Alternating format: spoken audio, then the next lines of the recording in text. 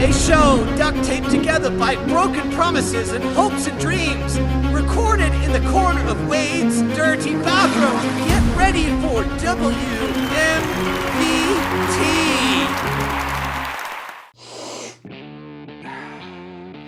I pride myself on the quality of duct tape I use to put together my little video thingy.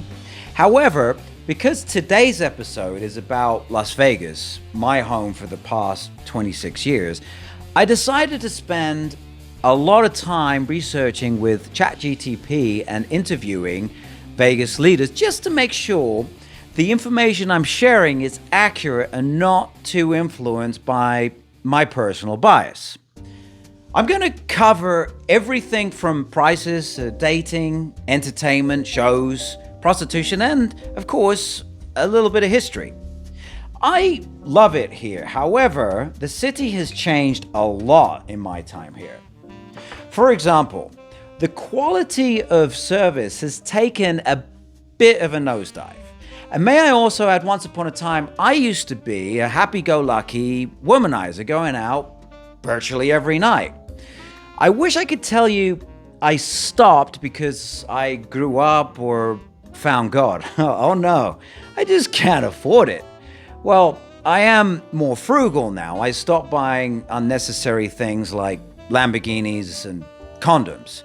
You see, not only have the ladies become more expensive, but the city has too. A lot of the good-looking women here aren't as pleasant as they used to be, and for some reason, they're surgically altering themselves to look like one another, which is kind of weird. The trend today is out of proportion butts, lips, and tits that almost make the poor things look like cartoon characters.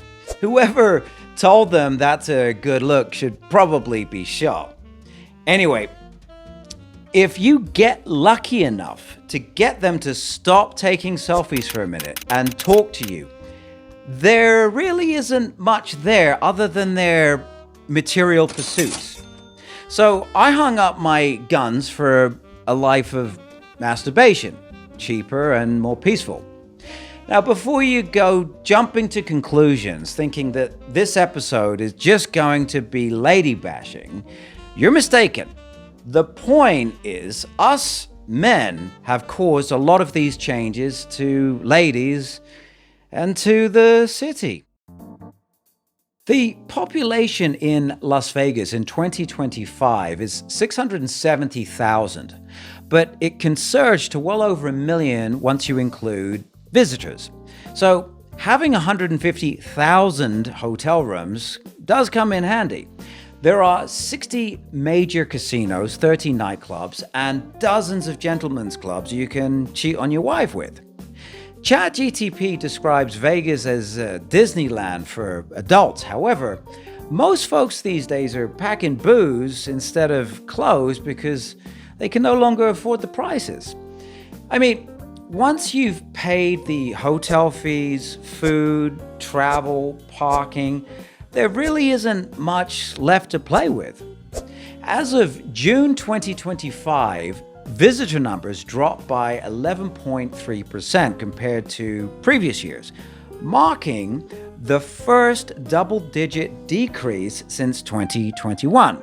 And that one was caused by the flu, well, aka COVID. There are gaming bars on every block. Prostitution is not legal. However, you will find these lovely ladies typically working in pairs at most hotel bars. There are also bait and switch escort cards that little Mexican Oompa Loompas hand out on the strip.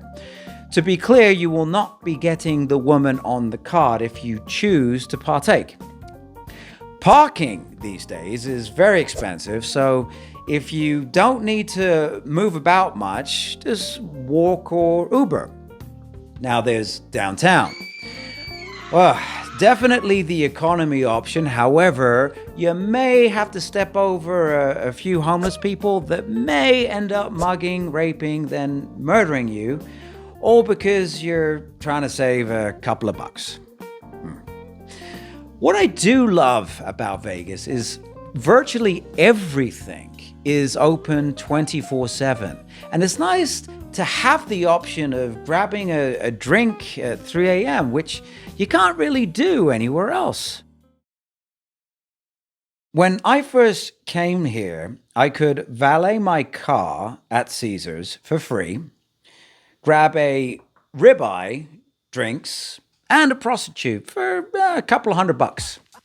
Nowadays, valet alone is $50, so I'd be lucky to have that same night today for a couple of thousand. I assumed the price increases were due to runaway inflation, but in fact, no. 26 years ago, inflation on the West Coast was 2.5%. Now we're at around 3%. The main culprit are greedy men in suits making decisions based on P&Ls to please their shareholders instead of the guests.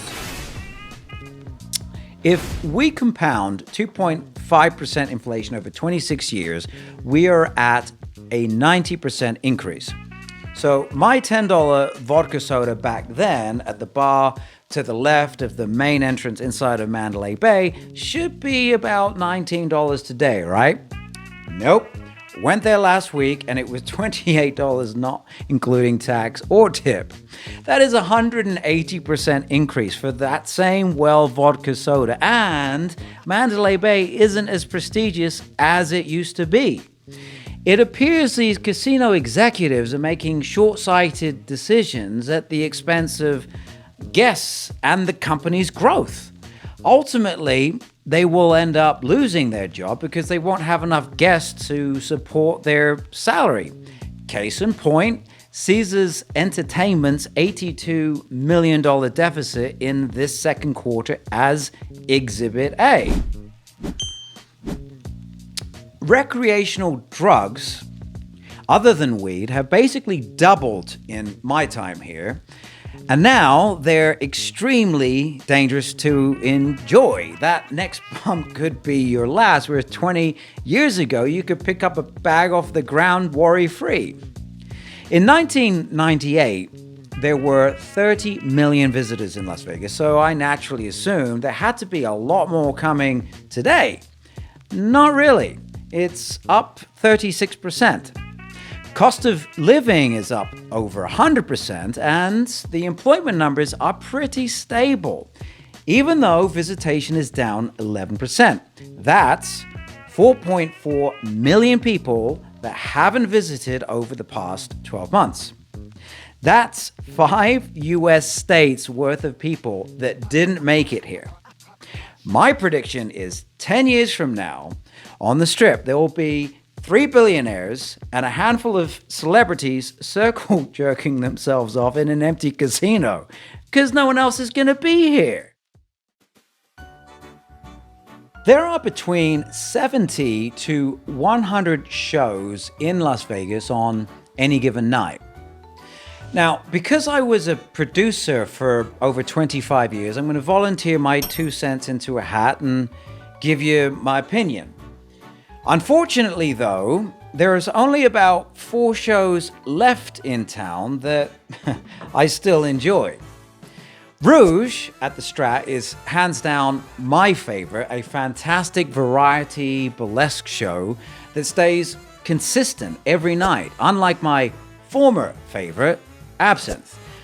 Acts change daily, so you never really know what you're gonna get anymore. Carrot Top is easily the best prop comic I've ever seen. Now, I'm not a huge fan of the magic stuff. However, Chris Angel's show is pretty impressive. There are tons of strip clubs to choose from. If they serve alcohol, you get boobs. If there's no alcohol, you get the full Monty. General admissions can be around $40. Floor dances cost about the same, and a 15-minute Naughty Boy VIP session runs about $100 plus whatever the dancer sets. Male reviews for the ladies are interesting. Magic Mike is a very well put together show. Thunder from Down Under is also good. However, Chippendales, despite the recognizable brand name, it's extremely cringy. Vegas offers 30 nightclubs.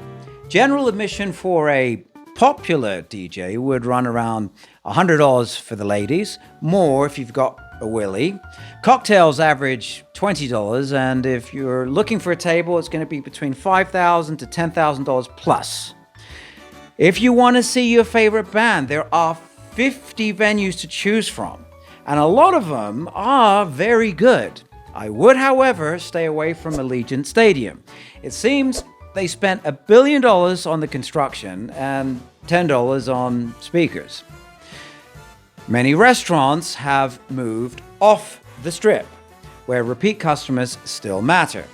Something these strips seems to have forgotten. Strip dining is often expensive, rushed, and often staffed by uninterested servers. Las Vegas was founded in 1905 when the town was officially established as a stop for the railroad connecting Los Angeles and Salt Lake City. Fast forward to the 1930s, the mob showed up and brought the casinos. Then came acts like Elvis and the Rat Pack, and thus the entertainment capital was born. The transition from mob-owned casinos to corporate ownership started in the late 1970s due to federal investigations, making mob-controlled casinos risky and less profitable.